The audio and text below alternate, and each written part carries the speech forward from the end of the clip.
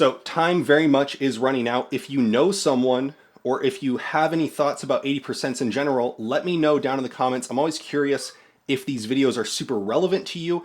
If they're relevant to you or they're relevant to someone you know, let me know down in the comments so I know that these are the kind of videos that are interesting or informative to you. If you own an 80%er in the state of California, you're going to want to pay attention. If you know anyone that lives in the state of California, you're going to want to pay attention because as of January 1st of 2024, possession of these unserialized frames or receivers will be considered a crime, and it could be punishable by 1 year in jail per one of these that you are in possession of. Now, before you jump to the comments and say, shall not comply, or you don't care, I want to tell you why I think you should care and why I think you should let people know. Send this video to a friend that lives in the state of California.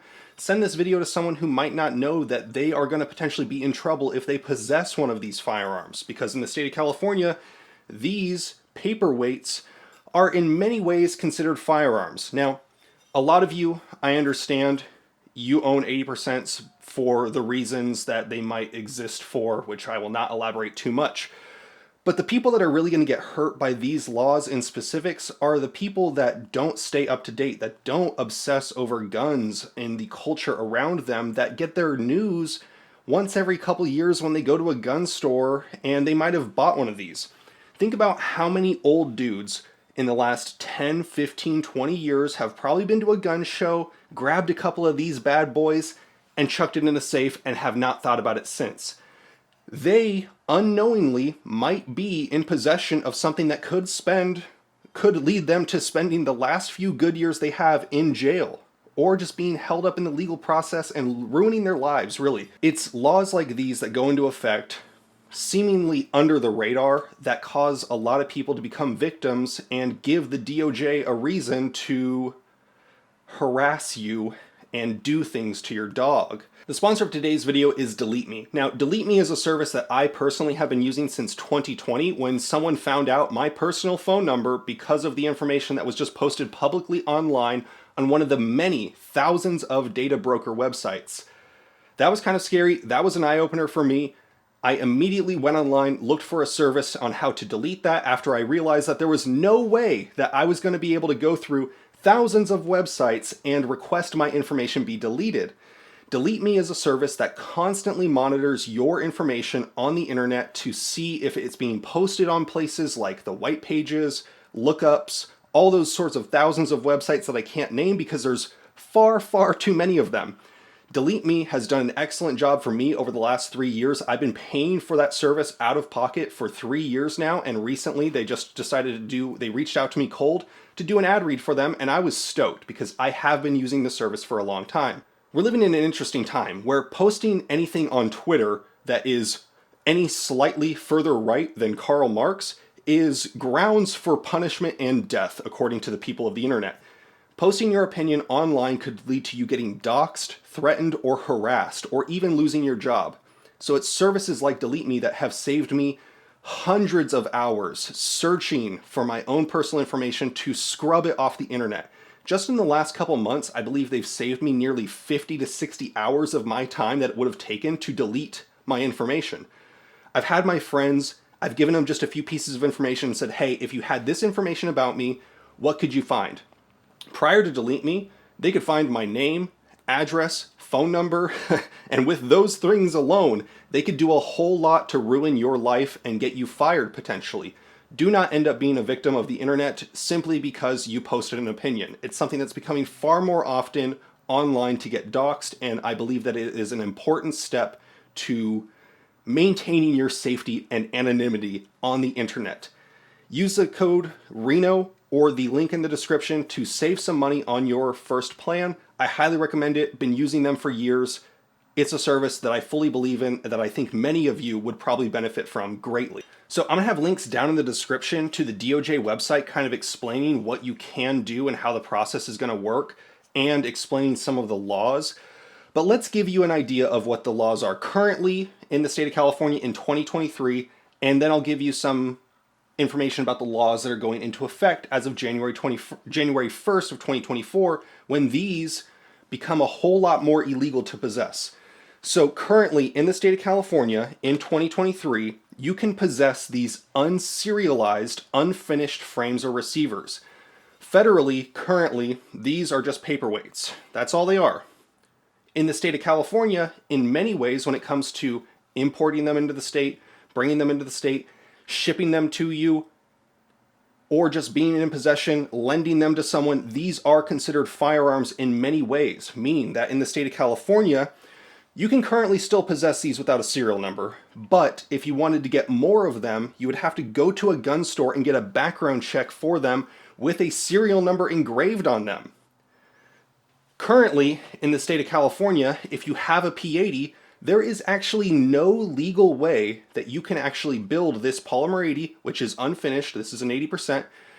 In the state of California, there is no legal way for you to make this a firearm, which is crazy. Now, the reason being for that is if you want to make your polymer framed firearm, unfinished frame or receiver, into a firearm, you have to embed one solid piece of 17-4 pH stainless steel weighing over 3.7 ounces into that unfinished frame or receiver, and that's what the serial number has to be on. You might be thinking, well, this P80 has a little piece of metal at the bottom. That, my friends, is nowhere near 3.7 ounces of stainless steel, unfortunately. So there's no legal way for you to build a P80 into a firearm without having a manufacturer in the state of California build one of these pistols as a single shot pistol and sending it to, and then transferring it to you.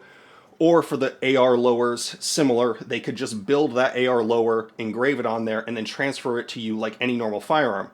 But as a non-manufacturer like me, like probably you, there is no legal way for you to build one of these into a functioning firearm because of that law. You also can no longer 3D print firearms at all in the state of California, which there were legal ways to do it. Myself and maybe 2, maybe 3 other people in the state of California did so and documented that process. The state of California basically made it illegal because me and 3 other dudes decided to do it, even though it was already illegal to do it the ways that people were doing it and getting caught with. Now, currently you cannot, and in the future, you cannot sell or transfer a home-built firearm, which has been the way that it has been that way for a long time, but it's just something to note. You cannot just sell or transfer one of these. If it's yours that you built, you're dying with this thing, and when you die, it's got to be destroyed. That's just kind of how it is. The problem is, January 1st of 2024, you will no longer be able to possess one of these unserialized frames or receivers.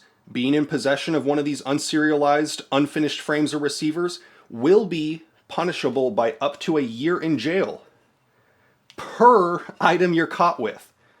Think about how many people might have acquired a handful of these at a gun show or online in the last decade or 2 decades and are now in possession of, unknowingly, many years in jail if they were to get caught with one of these. Gives the DOJ another reason for them to harass you, another reason for you to have to hide your dog from the DOJ. You are going to have to, if you want to be in compliance and keep possession of that unfinished frame or receiver, apply for a serial number through the CFARS system, which I will try to have a link to down below, and get a serial number approved by the state. Get that put on your gun before January 1st of 2024. Like with the current ability to build Polymer 80s, you're not going to be able to do that on a Polymer 80 frame because there is no way for you to embed 3.7 ounces of 17-4 pH stainless steel. Kind of crazy. They are giving you no legal option to keep your Polymer 80s in the state of California as of January 1st.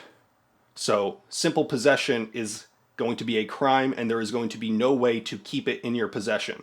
Now, the options that you're going to have for metal, aluminum, steel, or non-polymer 80%ers is going to be either you can move them out of state, you can surrender them to law enforcement, you can destroy them. Now, keep in mind on that, the feds have certain requirements for properly destroying an actual firearm. So with lowers, you have to cut it in certain locations.